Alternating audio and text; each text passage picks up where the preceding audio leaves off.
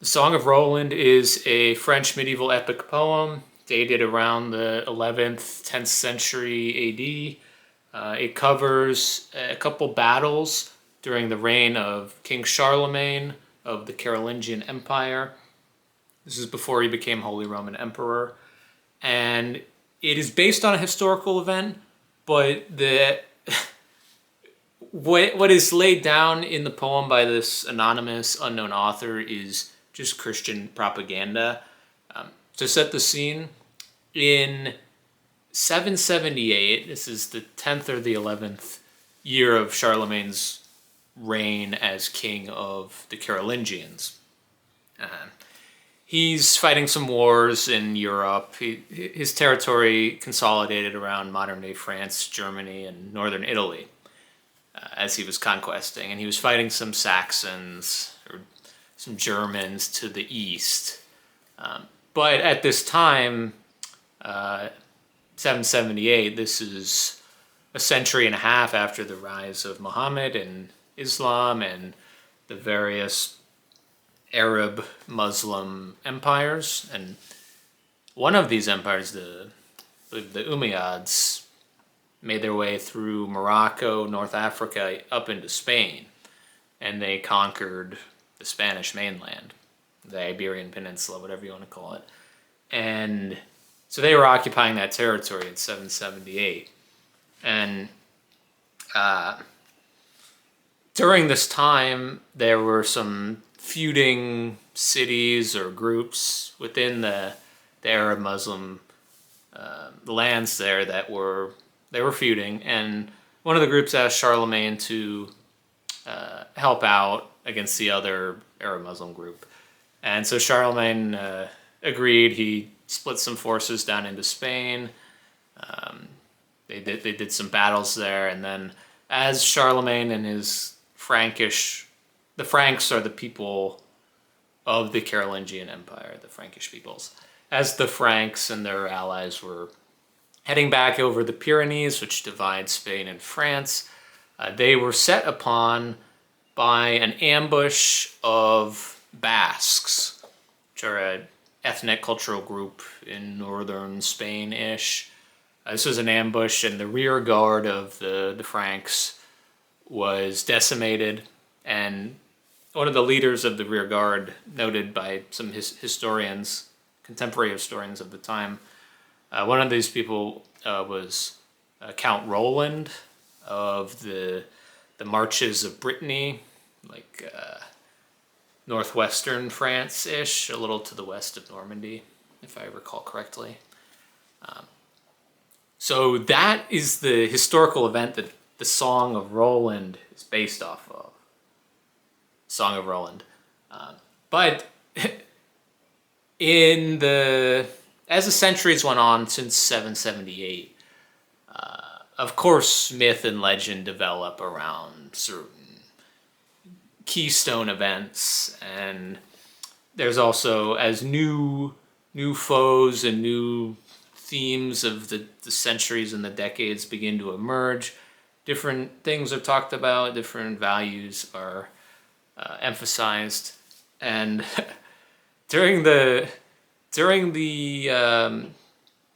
beginning of during the end of the 11th century, like the last decade, like the 1090s, is when the First Crusade began. I'm not a huge Crusade scholar, but I know the First Crusade happened then. It was Christians versus the Muslims going for the Holy Land, the cross versus the crescent. So this was the time that some of the French minstrels or whatever were developing some of these stories, oral traditions about the legends of Charlemagne and his friends, his peers, his allies. And the story morphed. The story of the rear guard of the Franks being beset by Basques turns into the battle of Christendom versus the Mohammedans, the Arab Muslims of Spain, and of the entire world. And the Basques turn into Muslims, and there is a huge, absolutely massive battle. There's two battles that happen in this, and this is an insane work. It's kind of like a how would I describe it? Like a evangelical Iliad. Technically, definitely a lot poorer than the Iliad. Not to say that Dorothy L. Sayers had a bad translation here. I just think the source material is a little stiff. Regarding meter and or the style of this, it's divided into different stanzas, which are called. One of these is called a laisse, Laisse, plural es at the end. But these it's a 10-syllable line that ends in assonance, but the number of lines in each stanza or each lace is not determined. Like, you can have as many lines as you want. The only thing is they have to be 10 syllables and end in assonance. And if you don't know what assonance is, it's a little different than rhyme, or if you have rhymed lines at the end, it would be like bit, hit, pit. Those are rhymes. Those are direct rhymes. But in assonance, you could have bit, shin, and stick. And you'll notice bit, shin, and stick all have I. It's the voweled sound, the voweled foot that is important. It's not the actual rhyme itself. And I was a little wary about that, actually, because I don't think I've ever read straight assonance for 4,000 straight lines. But it actually was more effective than I thought. I think as long as there's a nice meter to a poem, I don't need rhyme. But when we're on some weird free verse, just abomination with no meter, I can't. I don't really like that.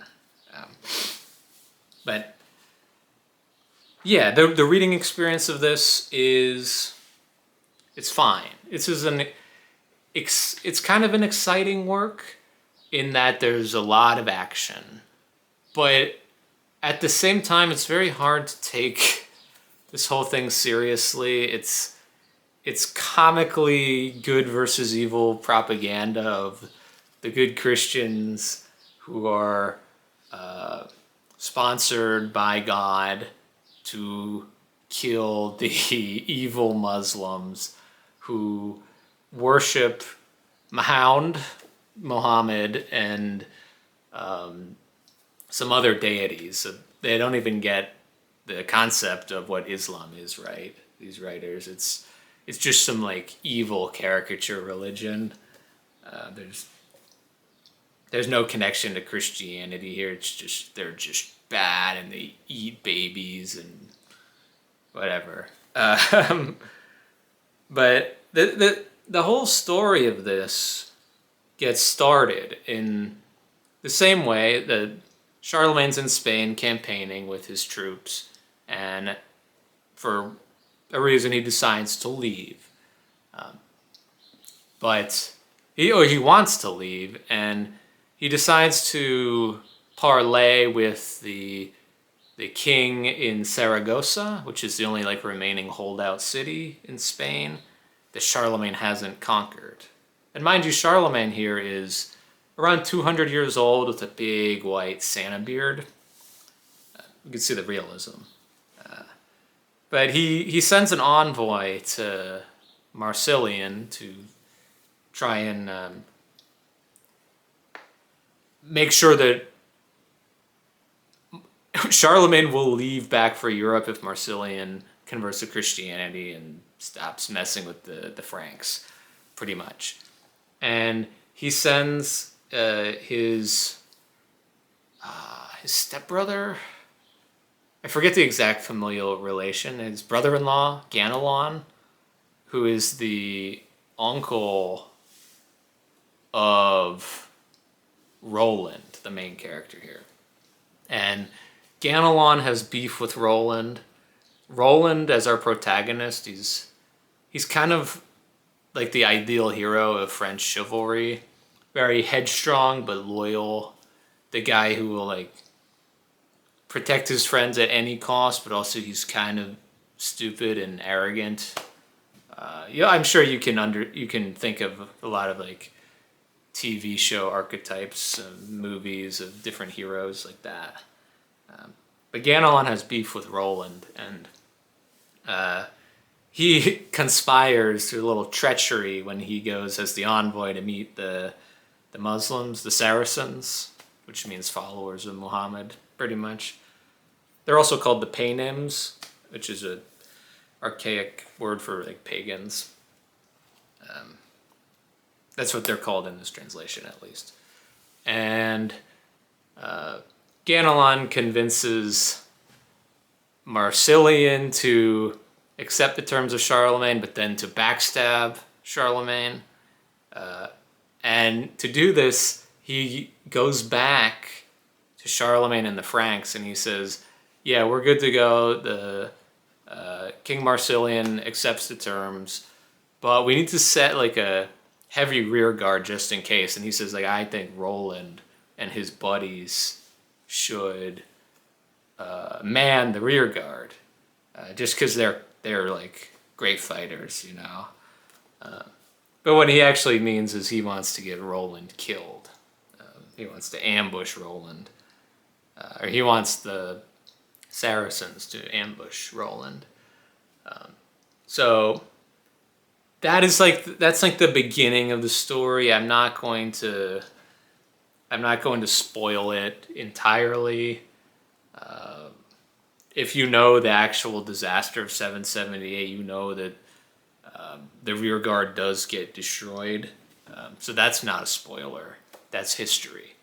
But there's a lot of battles. It's very gory and grisly. There's a lot of brains leaking and ribs being cleaved open and spines being shattered. So there's no lack of gore. But yeah, overall, it's really hard to take this seriously, just due to the absolute propaganda of the work, and the fact that like Charlemagne is 200 years old.